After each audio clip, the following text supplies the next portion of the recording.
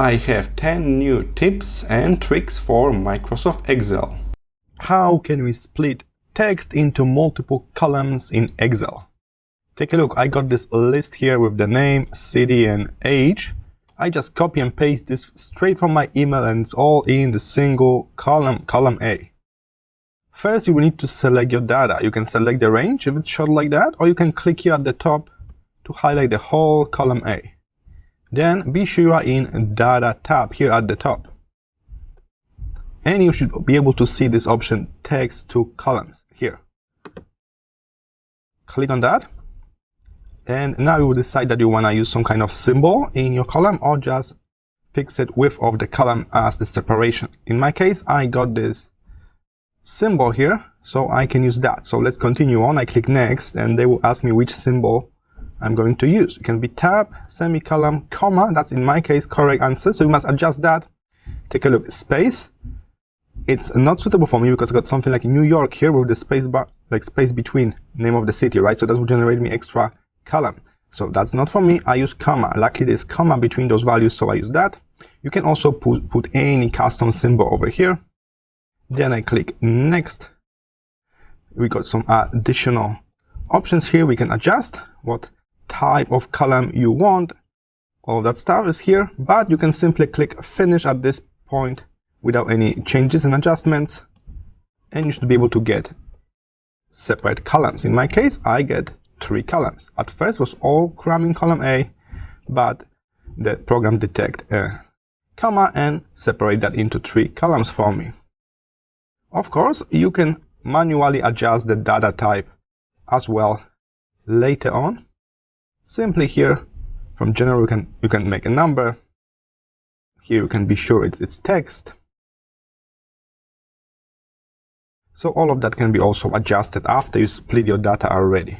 Alright, so I hope this was helpful. Remember, select your data, go to Data tab, and the option is called Text to Columns. Copilot AI is now integrated with most of Office software, and same goes for Microsoft Excel. So here I am in the Excel document. Be sure you are still in the Home tab, and then on the far right side here, you should see the Copilot icon. Click on that. It will give you this pop-up on the right side when you can see your chat history. If you ever use the Copilot with this specific Excel document, you can see it right here, or you can start a brand new chat. Alright, and then we got a classic AI prompt box when you can describe what you need.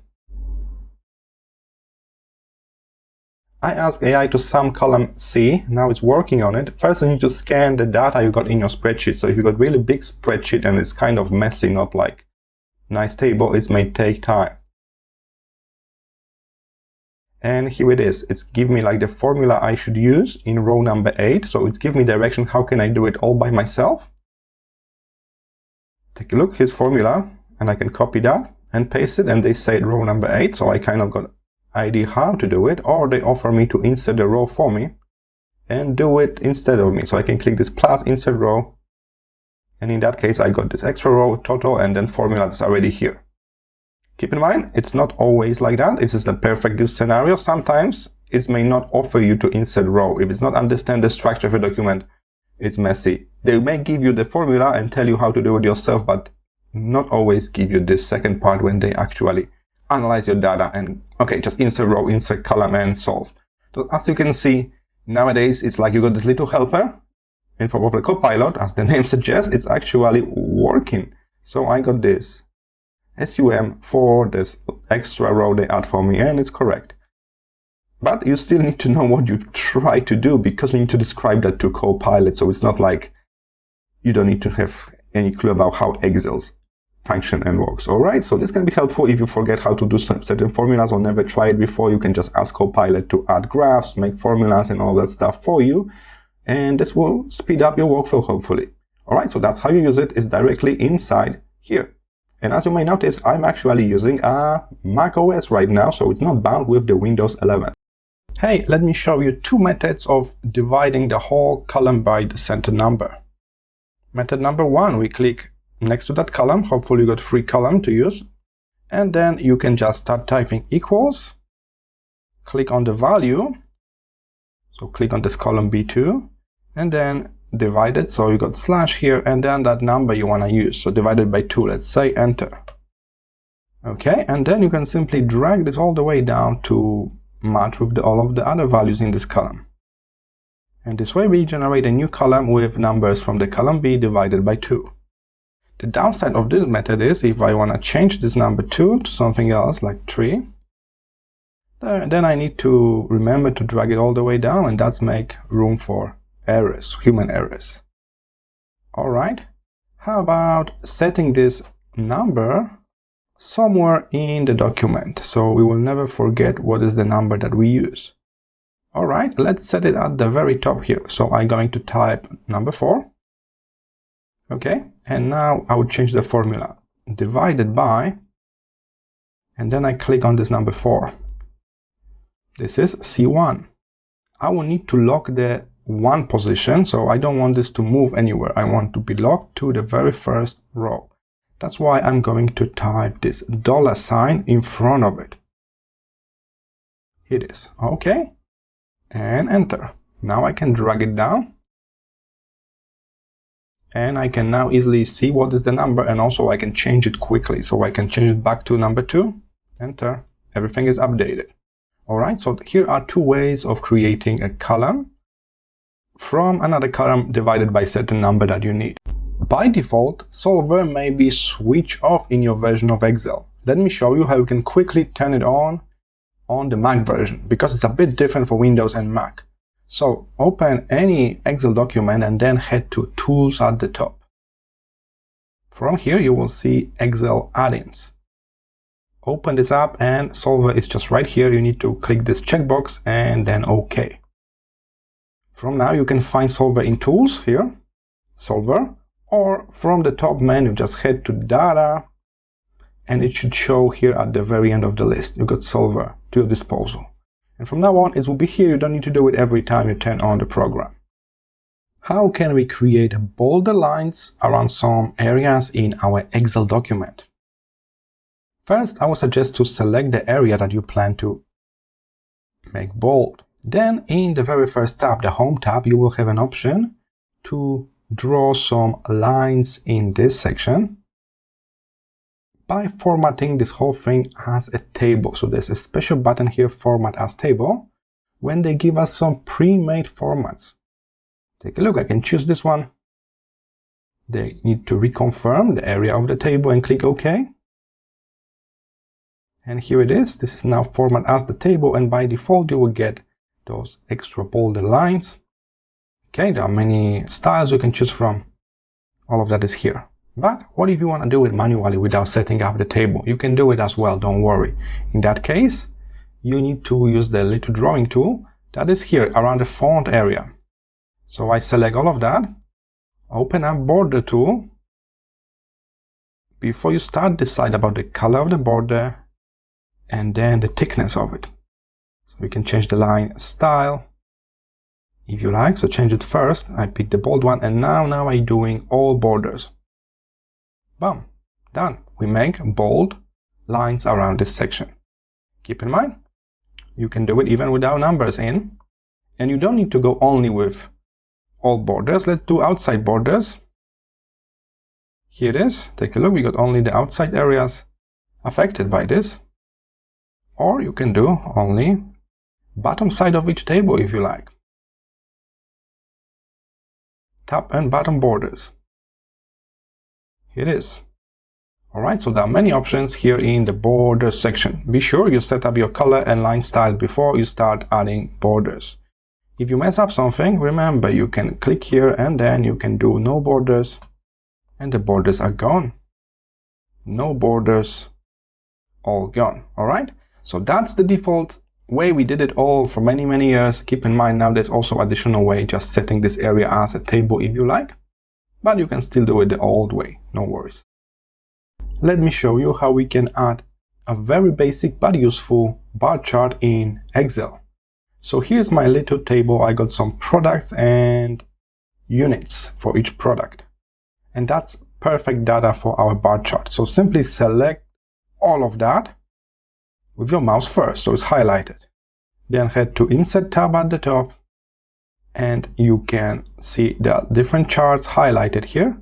But we can actually open up this menu with recommended charts as well. They always got like 5 recommendations for us, and guess what? The very first one is the column one, but we can go here manually to the column chart, and this way we can add the basic bar chart.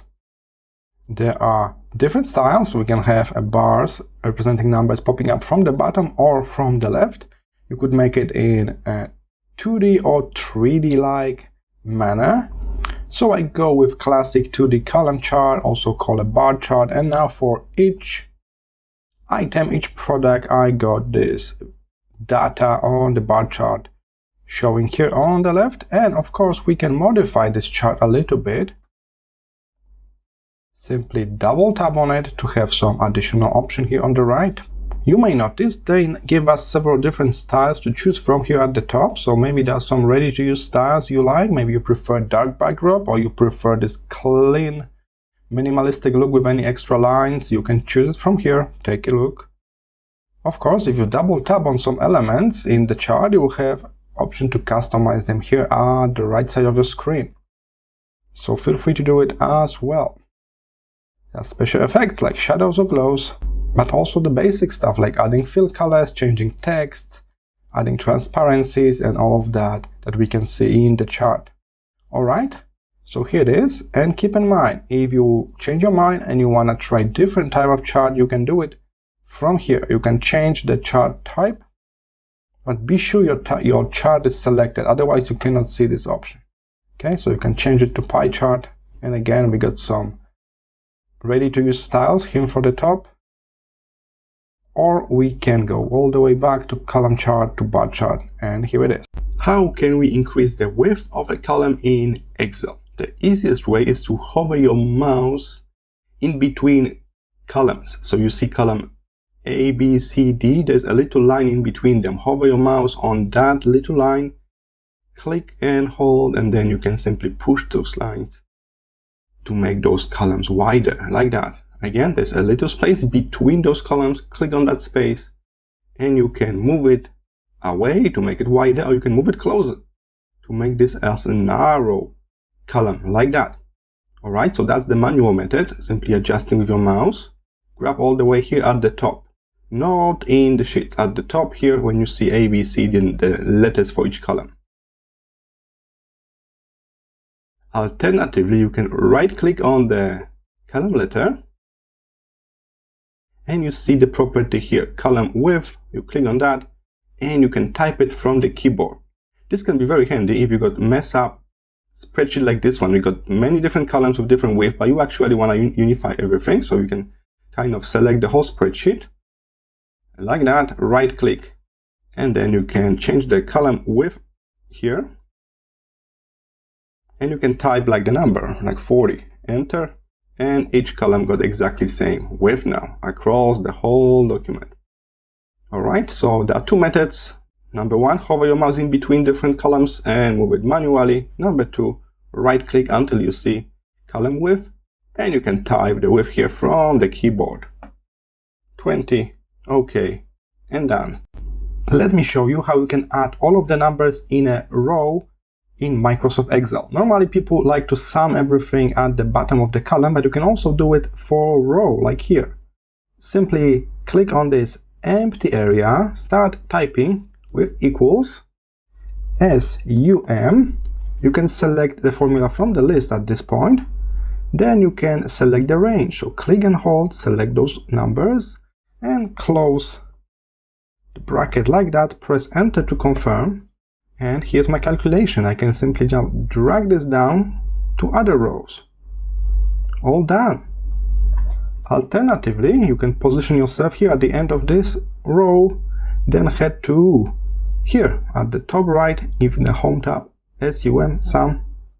It should detect the row like that. So this one is when the program tries to auto-detect what to add together. Not always perfect, but also a good starting point, because you don't need to type all of that by yourself.